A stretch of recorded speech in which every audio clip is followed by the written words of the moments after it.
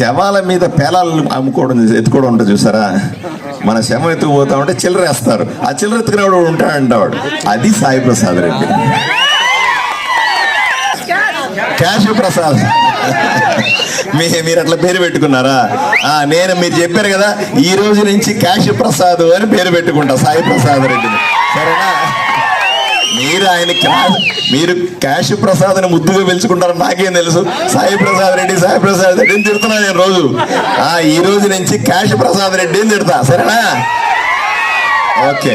Sai Prasad Reddy MLA అయిన తర్వాత ఒక కుంభకోణానికి తెరతీశాడు. ఏం చేశాడు? ప్రభుత్వ భూముల దగ్గరలో ఏమి లేవండి, మనము భూమి కొనాలా, కొని మీకు ఇవ్వాలా అని చెప్పి అన్ని ఊర్లలో ఊరి దగ్గర ఉండే కాదు, ఆ కొండల్లో ఉండేది, ఆ శ్మశానం పక్కన ఉండేది, ఆ మూల ఉండేది, మనుషులు పోలేని